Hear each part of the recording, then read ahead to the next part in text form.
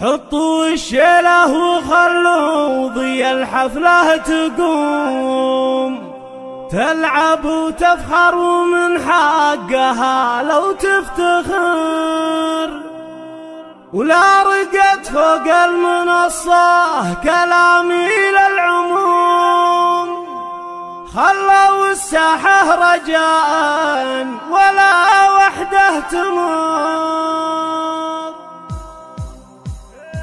حطوا الشيله وخلوا ضي الحفلة تقوم، تلعب وتفخر ومن حقها لو تفتخر. أم العروس يوم طلت وهلت بالحضور، رحبت بضيوفها وكل غالي جالها.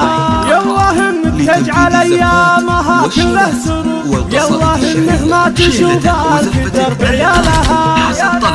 اسبقوها بالمباخر وزيدوها بخور، حطوا الشيله وخلوا ضي الحفلة تقوم، تلعب وتفخر ومن حقها لو تفتخر. لا رقت فوق المنصة كلامي للعموم، خلوا الساعة رجاء ولا وحده تمر.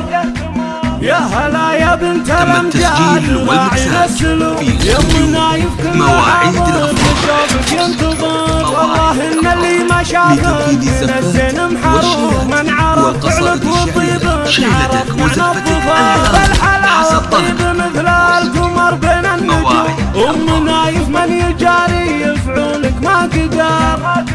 ينبهر في وصفك الشعر وتضيع العلوم، يدري انه ما وفى بالمديح ويعتذر. مثل شيخ بالمهمات دايم له حضور، كان جينا للمواقف ودقة الصدور، كلمته يشهد لها الفعل لا من قالها.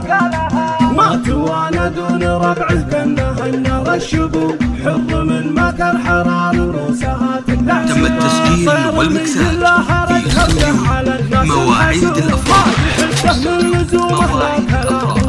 لتنفيذ الزفات والشيلات والقصائد الشعرية، شيلتك وزفتك الآن حسب طلبك. منهج اخوانك على الطيب ونعم بالقروب، عزوة تحمي مواقفها على طول الدهر. والعروس الليلة يا جعلها بخير وسرور، جامعه كل الحلاوة والجمال بأكمله. واخر الابيات بأول معانيهم ختوم، في مديح اللي بها طاب مضمون الشعر. مواعيد الأفراح، مواعيد الأفراح لتنفيذ الزفات والشيلات والقصائد الشعرية، شيلتك وزفتك الآن حسب طلبك. واستوديو مواعيد الأفراح.